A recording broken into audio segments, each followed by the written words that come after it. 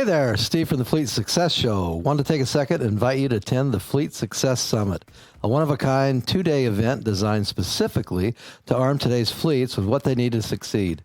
We're bringing some of the best speakers from business, technology, leadership, and organization culture to the stage to share with you information that we believe has been withheld from Fleet far too long. If you enjoy this podcast, you're sure to enjoy the Fleet Success Summit. Head to fleetsuccesssummit.com to view our speaker lineup and grab your tickets today. All right, back to the show.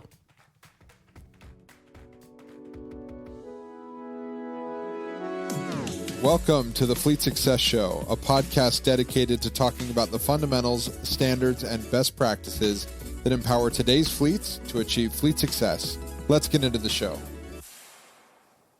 All right, welcome back for another episode of the Fleet Success Show.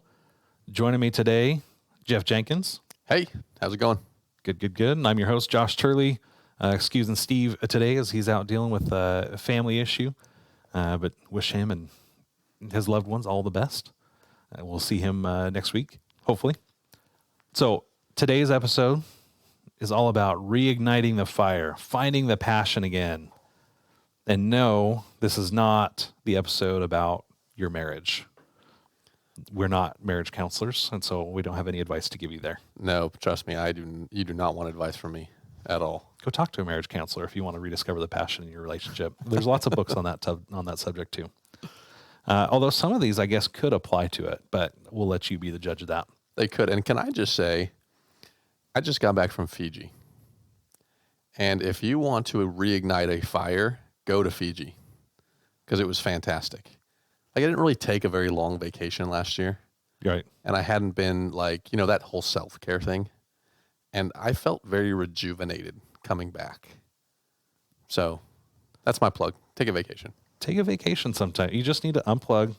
Don't check your email. Don't do anything. Just unplug. Yeah, that part's a little hard, but it is really hard because you're always wanting, like, you got FOMO, you got, you left all your problems behind and they'd be right there waiting for you when you come back. That happens too. But there's something to be said about making sure you're doing self-care, taking the vacation, and making sure that you're taking enough time off through the entire year. Yep, that is not what this episode's about. Not at all, actually. But it could be. I really just wanted to brag. All right. Hey, I went to Fiji, la, la, la, la. Yep. Okay, so this episode is also not two of our favorite quotes are when we talk about remotivating people, right? So when we're talking about reigniting the fire, we're talking about remotivating people, helping people get motivated. We're talking specifically, though, about people who were motivated and have kind of lost their passion. We are not talking about motivating people who were never motivated, right? And our quote there is that we hire motivated people. We don't motivate the people we hire.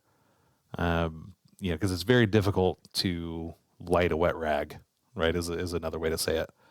Dave Ramsey has a quote: "You can't be burned out. You were never on fire." Oh my gosh. Listen, so I heard that before we started this, when you brought it up before we started recording, and I immediately thought of like 6 different people, because I can just remember in my past how people are like, "Oh, I'm just so burned out. I'm so burned out." And you sit there and thinking, burned out of what? You don't do shit all day long. What are you burned out from? Right. And that's just one of my favorite. Burned out. You can't be burned out. You were never on fire. I love it. I wish I'd known that back then. Right. So we're sharing some wisdom with you, right? But this is not about those people. No. And we know that you've met those people and you have some of them on your team. Hopefully not as many as some of the cases we've seen. But it isn't about hiring or motivating unmotivated people. Because that's something we believe, with hunger, it's just something you have and you have to develop it yourself. Yeah. No one's going to give you the drive. When I'm typically interviewing people, I talk about desire. Do you have the desire to do more? Do you have the desire to be more? Because when you talk about our industry, not a lot of people are in it. So you typically don't interview people that have a lot of experience when it comes to fleet or maintenance or that side of the coin. So that's always a question I got. Well, I don't have any experience. Is that going to affect my options for this job? And the answer is like, no. I just want you to have that motivation or have that desire. I can teach you what you need to know about fleet. What I can't teach you is that desire. Yep. We look for attitude and aptitude. Do you have the ability to learn and the desire to learn? Those are the 2 most important things. So let's talk about what this episode is, though, which is helping somebody find their passion again. If you've got somebody that just feels stressed, they're burned out, they're overworked, there could be a number of things, but they just aren't excited anymore by the work. One of the things that we see often is like when people start losing their way, it's usually because they've lost their why, which is they've lost their, like, why did they do the thing we do? When we talk about at RTA, like the culture for us, it doesn't start with core values. It doesn't start with a mission. It starts with why. It starts with our purpose, which is to help fleets succeed. Everything else we do pivots off of that. Now the core values might move from one company to another, but it's those things in tandem, right? The purpose kind of feeds everything else. When somebody loses their purpose, when they lose sight of what they're doing, it's very difficult to stay motivated when you don't know why you're doing it anymore. Look at Tom Brady. Tom Brady just stepped away from football. Why? He just didn't have the desire. Larry Fitzgerald, same thing. Yeah, seriously. Had the ability, had the skill set still, could have very easily played for another couple of years. But at some point, you just kind of lose the passion, lose the fire, and you just say, I'm kind of ready to move on to the next thing. That's why people job switch so often, is they're looking for that stimulus, that excitement. Well, and it's funny that you say that, right? Because the stimulus and excitement doesn't necessarily always come from the next place. Well, and it doesn't last. No, and that's why they job search so much. Like, oh, well, this job's going to give me my purpose and I'm going to be so much better here. And then you leave and you have the exact same problems because it's an internal issue as opposed to an external issue in most cases. Yep. Well, and that's, you talk about, this isn't about marriage, but that's one of the big things why marriages fail so often is because somebody is looking for that next thing and they get that jolt of excitement, but then it fades and they realize, it's like money can't buy you happiness. It's that same principle, is that somewhere you have to find your own internal motivation. And so as a manager, how do you help find somebody who's lost that internal motivation? How do you help somebody rediscover that? I know for me, like I go back to Lencioni, and he has this really cool model about the 3 signs of job misery. Or he calls it, the book is called The Truth About Employee Engagement, because people didn't like the title 3 Signs of Job Misery, I guess, is a book they didn't want their boss seeing on their bookshelf. But he talked about these 3 things, and these 3 things I think key in on when we have an employee who is demotivated, or like maybe this is like running at D rate, right? Like when you've got a DPF and you've got a regen running D-rated. There's 3 things that kind of lead to that. One is, are they anonymous? Do they feel unseen? Do they feel like nobody cares about them? Do they feel like they could leave and nobody would know the difference? Well, and that's not just even like a big organization versus a small organization thing. Yeah. When you think about it, like that's any organization. Yeah. I mean, you could have 4 employees and there's people you may talk to business wise, but they really just feel anonymous. They don't feel like they're seen at all. Reflecting on the big companies I've worked at versus the small companies I've worked at, there's a lot of people who just kind of put their head down and they just go through the motions every single day. And most places you work are a very, they're just not, you don't get a lot of recognition, right? People say, oh, I just want to be recognized. I want people to thank me. And business is thankless in a lot of cases. Mm-hmm. And I think that's when that anonymity comes in, is because they're not being recognized. I mean, hell, nowadays, a lot of people don't even show up to work. Just stop. Yep. They just stop coming, and it could be because they feel anonymous. But my point is that a hello goes a long way, or thank you for doing that.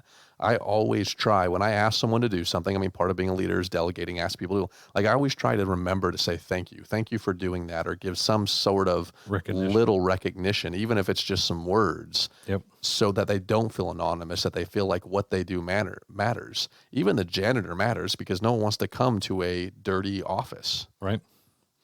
And I think the other side of this, we do this in our one-on-ones, but one of the things I always like doing is a personal update. Tell me what's going on at home. Tell me how are you?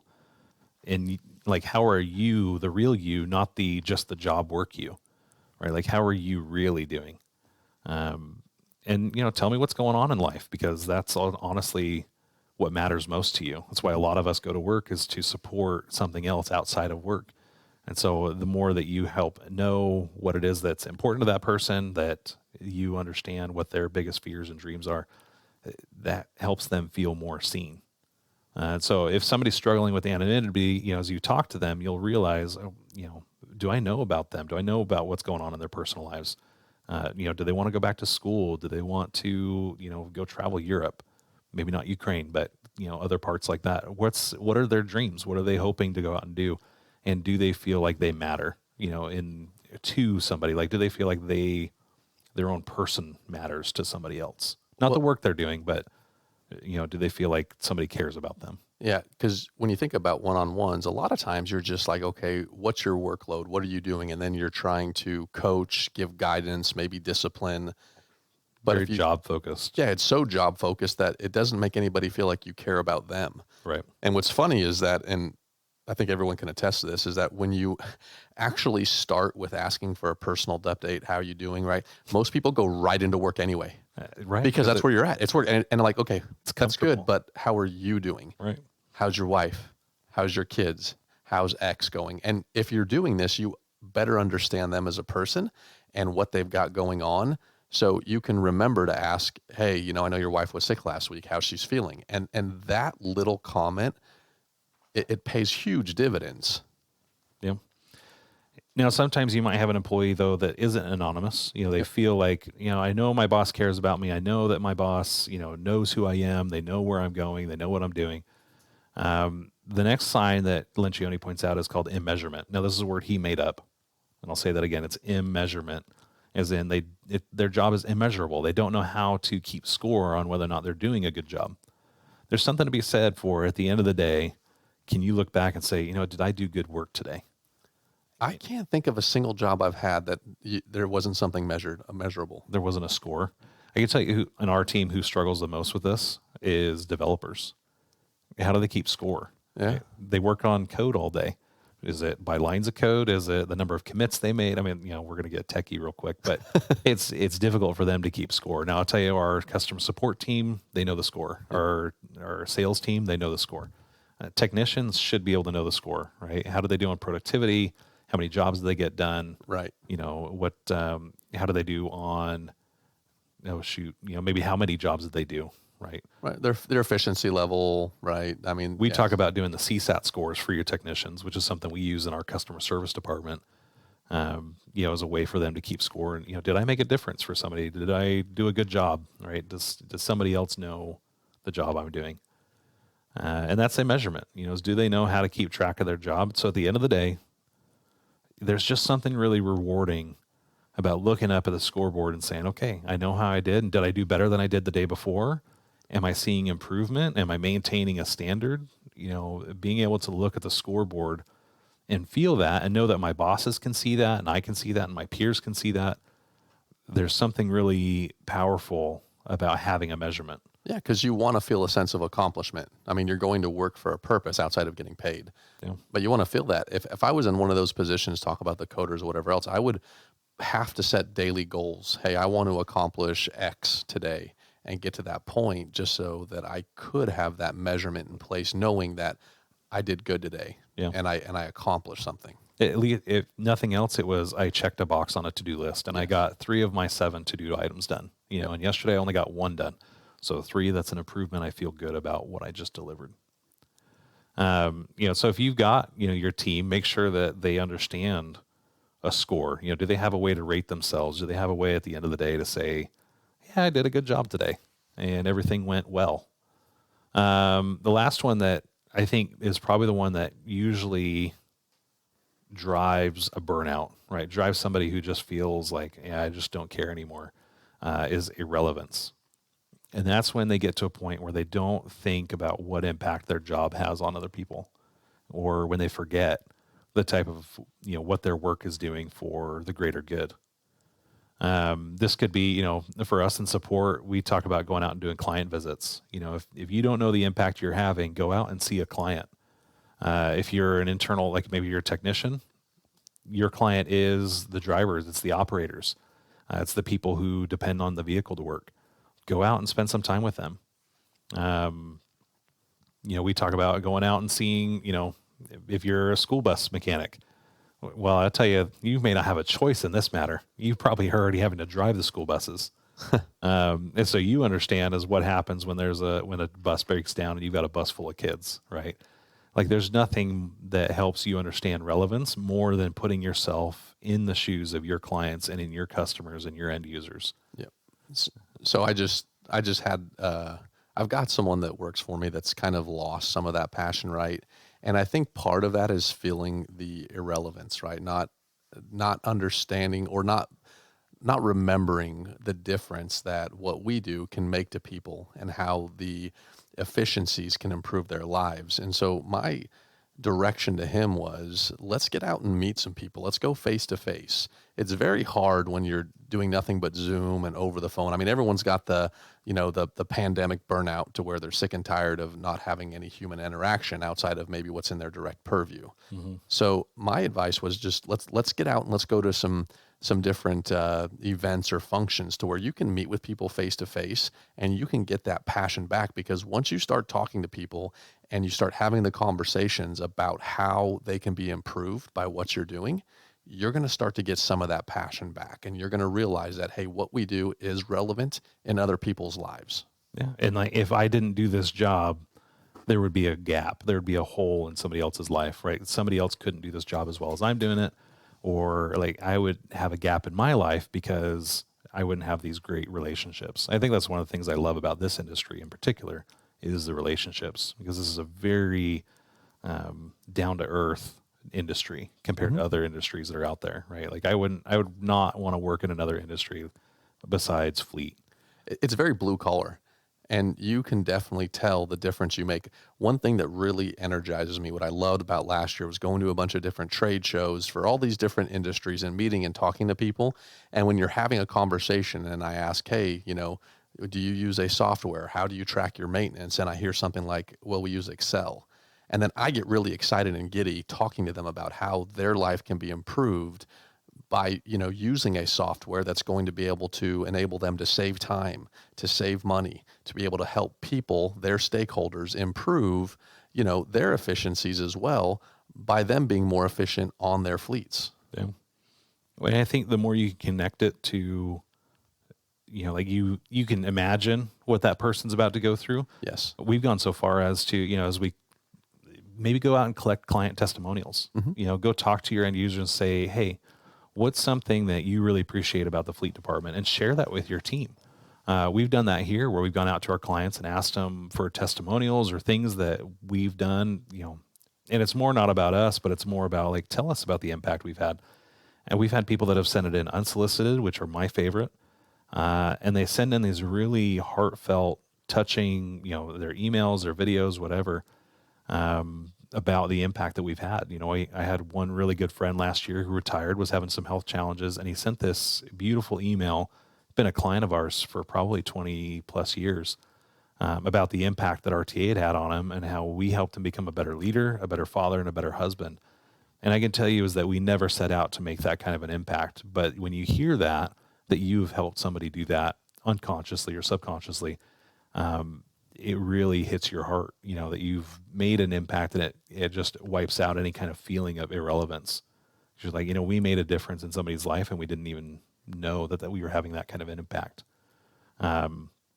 We've had others, that talk about, oh, we saved this much money. And, we had one guy that was actually at conference and they came up and they spoke about, saving a bunch of money on their tires because of some metrics and reports that they were able to track.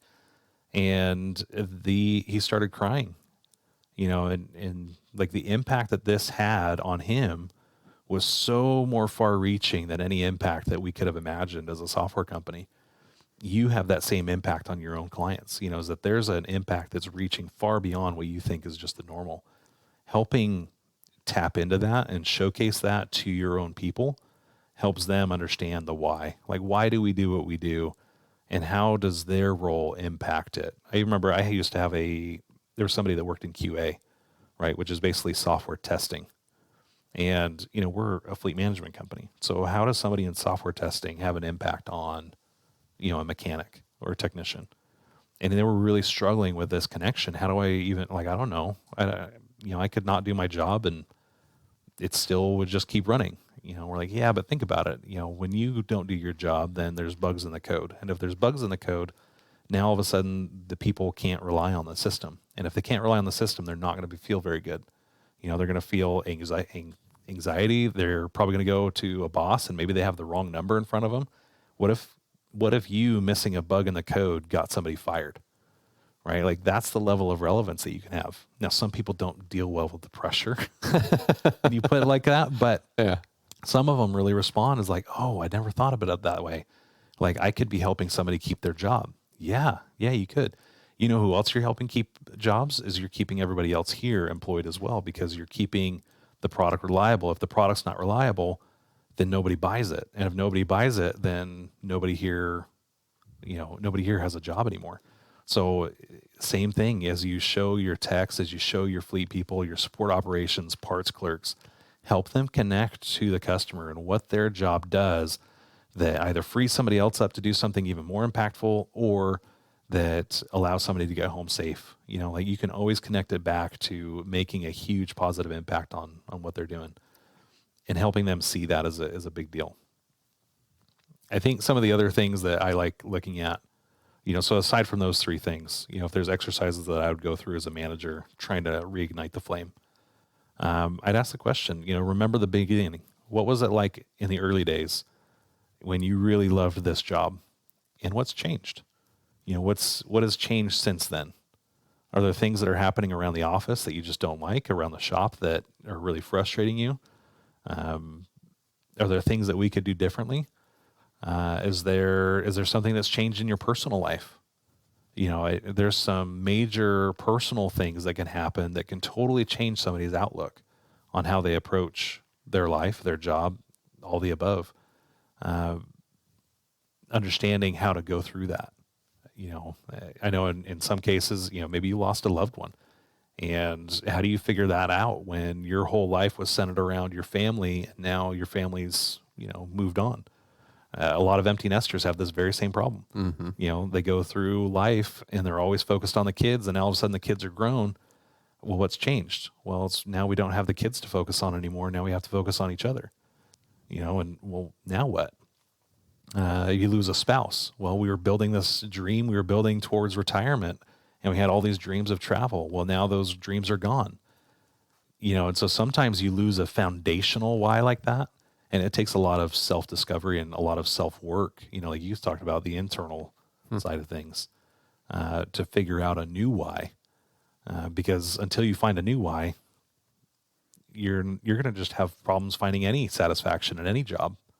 You will. And as a leader, right, it's incumbent on you to help that person, right, find the why and to make that difference. And sometimes all it is just, you know, giving an ear and listening, you know, and better understanding, letting them know you're there to help them and support them, right? If it's you that's lost your why, you know, maybe go to your leader, talk about, hey, you know, I've kind of lost my passion, and go through those motions. The hardest thing about this is a lot of people don't want to be embarrassed by what's going on, and they don't want to have those conversations because they don't want to open up. Well, it's because it's totally vulnerable. It's like, hey, I'm not enjoying my job anymore. You know, and if you take that the wrong way, either as the manager or the employee, you know, if you're insecure as a manager and you hear that, your first thought is, I need to protect myself and I need to fire this individual, right? Like, how do I keep the company safe and on all that, instead of looking at it as, wow, I really need to help this person, and offering that hand up instead of the palm up, like I'm going to push you away to try to protect myself and protect my feelings about this whole thing. I think helping find that, like what inspires them today, you know, as you're the manager, listening to them and having that conversation, go back to helping them discover what it is that inspires them. You know, what still does matter to them, and helping them feel safe to dream. We've recently been reading a book called The Dream Manager, which we have no time for that entire book. We'll probably do a whole podcast episode on that book. But the premise is that you as a manager should understand why people are doing what they're doing and what's beyond the paycheck. What's the reason? You know, we call it means to an end. What is the end? What are the things that they're working for? What do they hope? And giving them that courage and that space to dream, and dream big, and think about, well, you know, maybe one day I would love to go travel Europe, or maybe one day I'd love to have a cabin in the woods that I could just go spend time in. Helping them feel the safety and feel the courage to dream big is a huge deal. And sometimes when somebody gets burnt out, it's not that they're burnt out from the job. It's just that they've forgotten how to dream, because they've gotten so beaten down by negativity and not knowing, how to aspire for something bigger, that they just they lose hope. They lose hope for something better than what they're in today. And they just think that nothing will ever be better than it is today. And today sucks. So that leads to burnout. Yeah. And help them find that dream. Not everyone knows what they want as far as an end goal, but when we have something to work towards, we tend to do a much better and efficient job because we have that end goal. If my end goal is, hey, I want to one day buy a sailboat and I want to just sail around the Caribbean. Well, how am I going to get there? Right? Obviously I'm going to have to work. I'm going to have to save money. I'm going to have to learn how to sail. There's things that I've got to do. And if I want to achieve that, guess what? I need my job. I need to do well at my job. So let me put a lot of passion back into my work so that down the road, that dream is going to be achievable for me. Yeah. All right. Well, I think that's going to wrap it up for us today. There's just one more thing that we have to do. And if you're a manager and somebody comes in and they tell you that they're burnt out, right? You just have to kind of step back. And I think there's nothing that a little bit of Righteous Brothers can't stop. I would agree. Right? And you just got to go Top Gun on it. And just, there's no tenderness anymore in your fingertips. You don't close your eyes anymore when I kiss your lips. You're trying hard not to show it, baby. But baby, I know it. You've lost that loving feeling. Whoa, that loving feeling. You've lost that loving feeling. Now it's gone, gone, gone. Whoa, whoa, whoa. Ba-doom, ba-doom, ba-doom, boom, boom. Ba-doom, ba-doom, ba-doom, boom, boom. Ba-doom, ba-doom, ba-doom, boom, boom. That's going to do it for us today. I'm sorry if your ears are bleeding. That was from me, not Josh. Till next time. Peace. Thanks for joining us on this episode of the Fleet Success Show. If you liked our show, we'd appreciate your 5-star review. Be sure to subscribe anywhere you listen to podcasts and come hang out with us anywhere on social media at Fleet Success. See you next time.